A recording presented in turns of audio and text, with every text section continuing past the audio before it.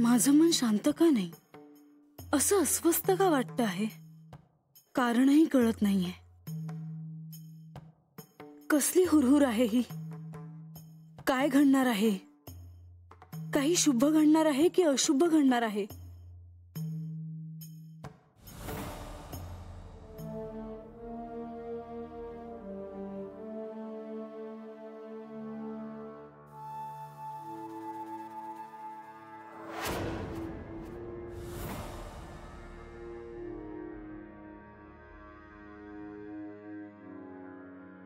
हळदीचे हे शिवलिंग म्हणजे माझा प्राण झाला आहे. रोज हे आपल्या आकारात आहे की नाही हे पाहणं सवयीचं झालं आहे. आज माझ्या अस्वस्थ असण्याला हे कारण नसावं.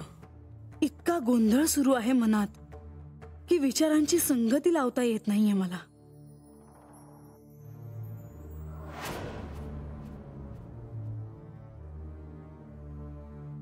यांच्याशी बोलावं का? बोलता बोलता उत्तर तरी सापडेल, किंवा त्यांना सांगता तरी येईल की माझं मन नाही लागत आहे आज. पण नको.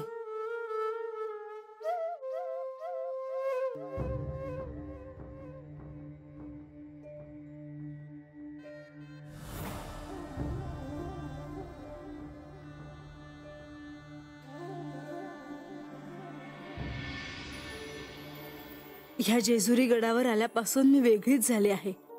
यांच्यासोबत विवाहानंतरचा जेजुरीतला पहिला क्षण मला आठवतो. आपला विवाह सोहळा सुरू असताना आपण कोठे गेला होतात?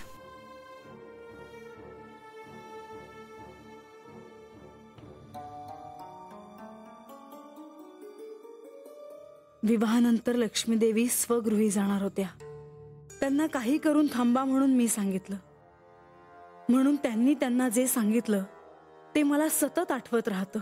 असा एक काळ येणार आहे की तेव्हा मी जेजुरीत नसेन, निघून जाईन इथनं. तोपर्यंत आपल्याला खूप मोठे दायित्व सांभाळावे लागेल.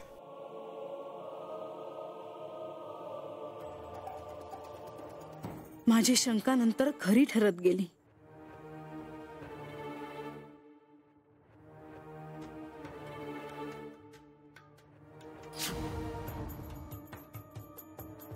त्या दिवशी सारीपाट जिंकल्यानंतर त्यांनी शिकारीला जायचं ठरवलं. जे घडलं ते इतकं सोपं आणि सरळ नव्हतं.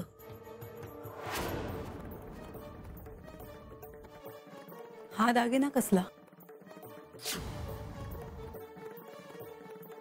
आता मला असं कळतं आहे की गडावर गुप्त भेटीगाठी सुरू आहेत. आता काय वाढून ठेवलं आहे समोर? कशा कशाला तोंड द्यायचंय?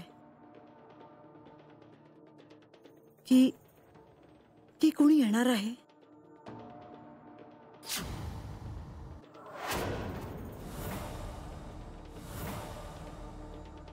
माझं मन शांत झालं तर किती बरं वाटेल मला.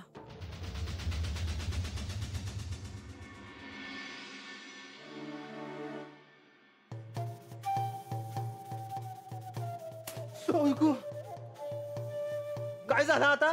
काय झालं? तुझी आय अशी राब राब राब राब राबती आणि तू असा झोपा काढतोय ना. मग काय करू ती तरी सांग की. सकाळी सांगितलेलं काम केलं ना म्या. झालं का? एवढंच असतंय घरातलं काम? मग झाडू मारू की काय? अरे ते काम तू कर न ग. तू फक्त बानूला सून म्हणून या घरात आण. म्हणजे झालं. नुसतं वाटायला लागलो तरी अंगाव धावून येते माझ्या. तिला काय विचारायला सांगू नको मला. आधीच कानाखाली खड्डी म्या. काय म्हणला? काय नाही ती तिला काय विचारायला सांगू नको मला. अरे तू कशाला विचाराय पाहिजे? तिलाच तुझ्याशी लगीन करायला आजानं सांगितलं तर? आजा? राजा असं कशाला करेल? सांगल सांगल. आजाच सांगल. आपण एक काम करू. आपण आबाशीच बोलू. तुझं बानूचं लगीन लावून द्याय सांगू. आबाच्या शब्दाबाहेर या वस्तीतलं कोण हाय का? पर आबा असं कशाला करल? मगाशी तू बोललेलं ऐकलं नाही का आबा काय म्हणला ते? आज्याला म्हणला बानूच्या लगीनचं कधी ठरवतो ते? म्हणजे आबाला बी वाटतंय बानूचं लवकर लगीन व्हाया पाहिजे. मग चल की लागलीच जाऊन आबाला सांगू. चल म्या काय करते ते बघ आता. चला आबा येऊ काय घरात? अगं शेवटा अरे तू पण आलास ए घोगडी हातर हातर चला. अगं राहू दे किती वेळ लागतो घोंगडी हाताळायला. नाही तू चल हातर हा कवा काम करणार आहे? मारतेस काय पोराला अशी? बर बर तुम्ही पण बसा की. बसा बसा बसा बसा बसा. काय शेवता हा कस काय येणं केलंस आणि दलपत कुठे दिसत नाही त्यो? बारा अनात गेलाय शिर्डी घेऊन. असोय काय रे रंगा तू का नाही जात त्याच्या संग? म्या जातो कवा कवा. कवा कवा कवा कवा म्हणजे काय हा? अरे आपलं काम आहे ते येड्या आणि शेरड घेऊन जाणं म्हणजे आपलं जगणं आहे. नाही आधी जात होता पर काय झालंय कुणास ठाऊक कामात ध्यान लागत नाही त्याच. मन गुतलंय त्याच. आलं आलं ध्यानात आलं. अरे तुझं लग्नाचं वय झालंय नाही का? तुझ्या आजूबाजूच्या समध्या पोरांची लग्न झाली त्यांना पोरं बाळ व्हायला लागलीत तेव्हा तुला पण वाटत असेल की तुझं लगीन व्हायला पाहिजे म्हणून आहे की नाही? काय कशी होता तू एखादी पोरगी नाही का बघितलीस याच्यासाठी? बघितली हाय की लई गुणाची पोर आहे आपल्याच वस्तीवरची आहे. अरे आपल्या वस्तीवरचीच आहे? हा कोण ग कोण? आबा आत येऊ का? अगं बानू ये बाळा ये.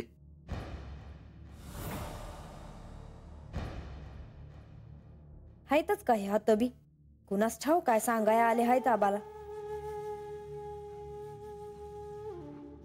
ये ये पोई ये बस बस बस. अरे आबा हे गोडाचं आणलं हाय तुझ्यासाठी. बघ शेवता अगं माझी गुणी पोर माझ्यासाठी गोडधोड घेऊन आली. समधी वस्ती मला भेटायला आली पण कुणीच असं माझ्यासाठी गोडधोड नाही घेऊन आलं. नाही मी आणणारच होते पर हे राहू दे राहू दे. हा हा हा आबा हा अजून काय हवं असलं तर सांग काय दुपारचं जेवण बी आणून देते मी तुला आणि रातच्याला घरलाच ये. अगं नका मला जरा आता विश्रांती घ्यायची. बर मी जाते महागारी काय हवं असलं तर सांग मला. हा अगं म्हणजे तू निघालीस वय? वय घरला काम आहेत ना अजून. बस की वाईट शेवटाने बघ रंग्याशी लगीन करण्यासाठी छानशी पोरगी बघून ठेवलेली आहे. वय का? नाही आता आबानच इशय काढला म्हणून इशय झाला. अगं सांग की मग. ते नंतरच्याला सांगते. अगं आता सांग की.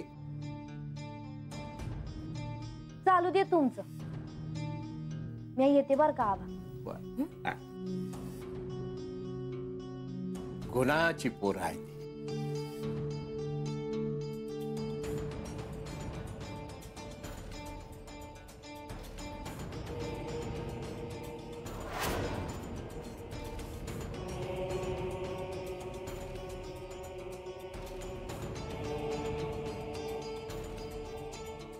कोण नाही करणार अशा गुणी पोरीशी लगेच.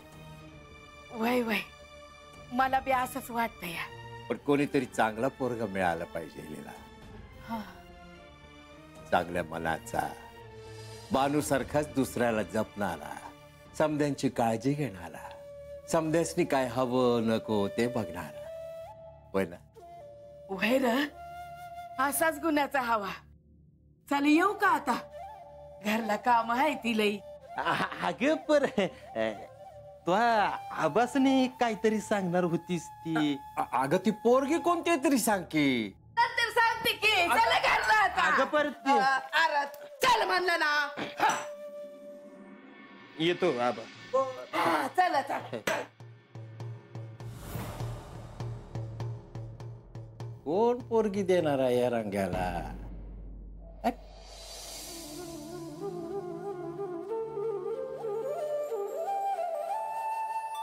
घ्या.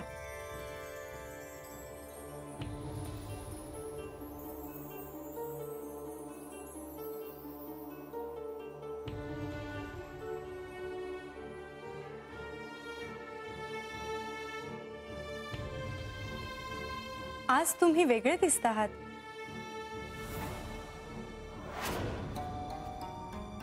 वेगळे म्हणजे थोडे निवांत दिसत आहात. नाहीतर नेहमी काही ना काही विचारात असता.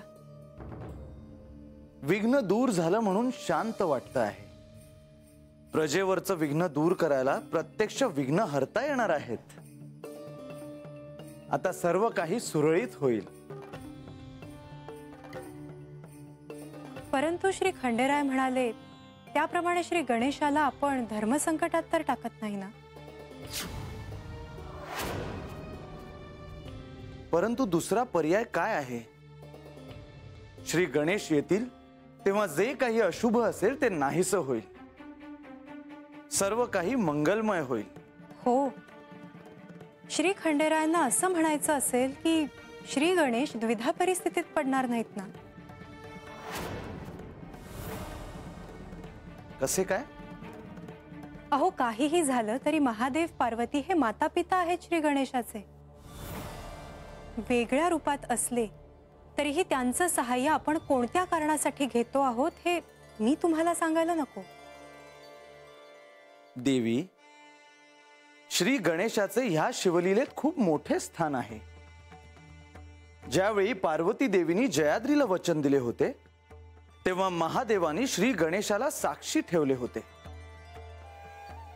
श्री गणेशाला माहित आहे की स्वतःच्याच मातेने अर्धभार्या होण्याचे वचन जयाद्रीला दिले होते.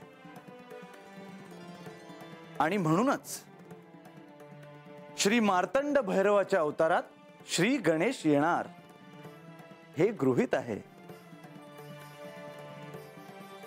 तुम्ही म्हणता आहात ते माझ्या लक्षात येत आहे.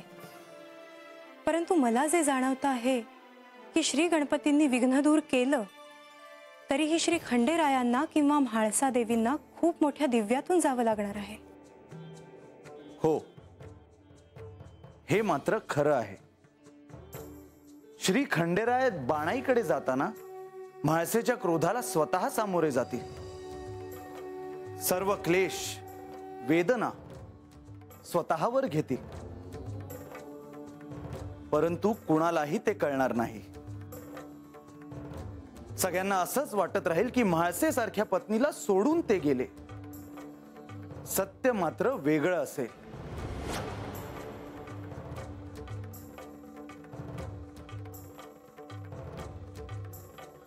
श्री गणेश समोर आल्यानंतर म्हाळसा देवींना जपावं लागणार आहे.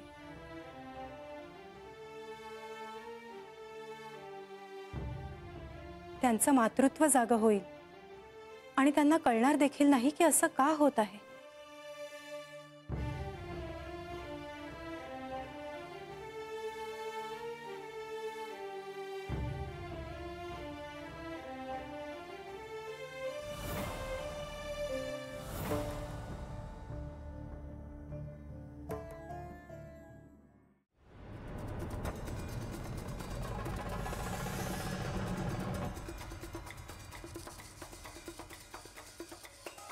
म्हणजे बा कुठं आहे? आजा आत्ताच पडला हा यात. का ग? काय नाही.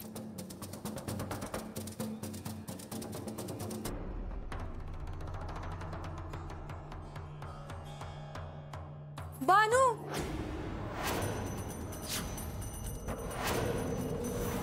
ये काय करतीयास?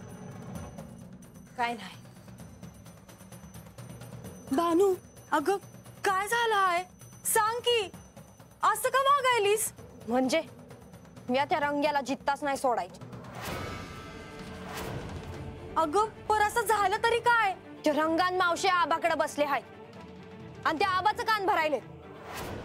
काय तर म्हणे माझं आणि रंग्याचं लगीन लावून द्यायचंय. काय सांगते बानू? पर तुला कोणी सांगितलं हे? कोणी सांगाय कशा हवं? आपल्याला कळत नाही वय? अगं मी आता असताना आबाला शेवंत मावशी सांगत होती रंगासाठी वस्तीवरली मुलगी बघितले म्हणून. मी आता तर बसले पण त्यांचं तोंड उघडतंय वय माझ्या समोर. माझं डोसकंच हल्लं.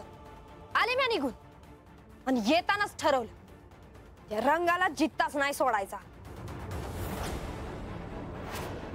उगा नसतं खूप डोक्यात नका आणूस. बस गप घरला. त्या रंगाकडे बघू आपण नंतर. चला तू शांत हो बरं आधी. बस हात अनंत कोयता हात. नाही ते रंगा असा गप बसणार नाही. मलाच त्याला गप करावा लागेल. बानू, बानू, बानू थांब. म्हणजे माझी वाट सोड. अगं यड लागला हाय का तुला? तो आजा हाय घरला. अगं आवाज लगच अडवूस. अगं आजा समोर तरी अशी वागू नगस. नाही म्हणजे आता लय झालं. अगं कित्यांदा सांगून बी ते रंगा माझी वाट सोडनाच. मध्ये त्याच्या थोबाडात मारली तरी बी त्याचा त्वरा काय कमी होत नाही बघ. आता जर मी काय केलं नाही ना तर मावशीन रंग्या माझ्याशी एकदाच लगीन लावल्या बिगर दम खाणार नाहीत.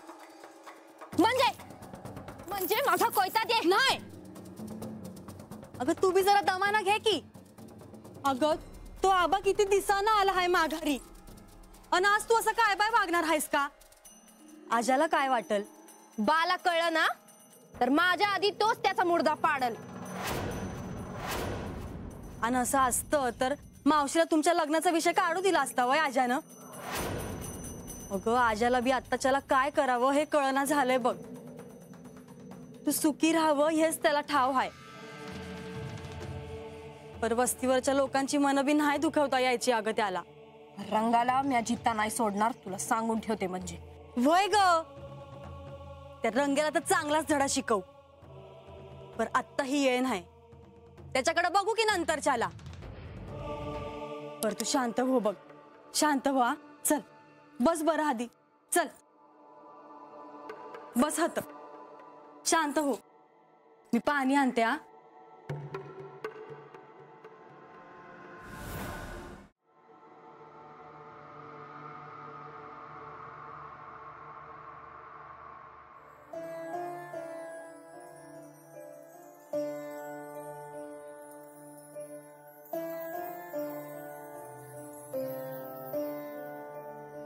अशा एकट्या का आहात आणि उदास दिसता आहात?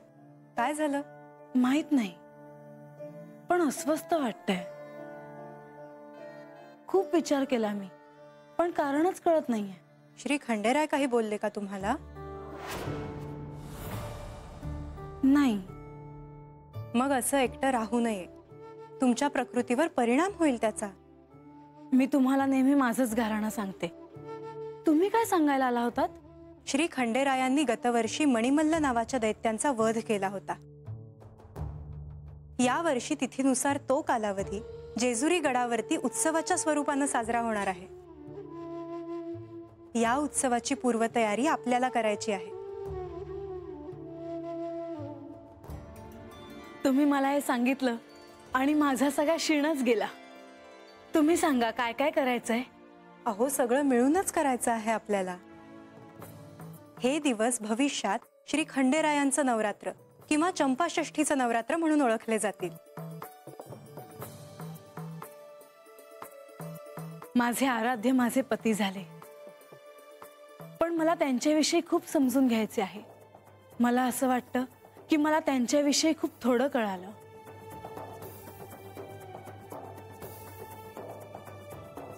त्यांना समजून घेताना तुम्हाला स्वतःची देखील ओळख होत जाईल. या नवरात्रात गडावर असे अतिथी येतील की तुमचं मन प्रसन्न होईल. कोण येणार आहे ते कळेलच तुम्हाला. हो पण सांगा ना. हो कळेल. नक्की?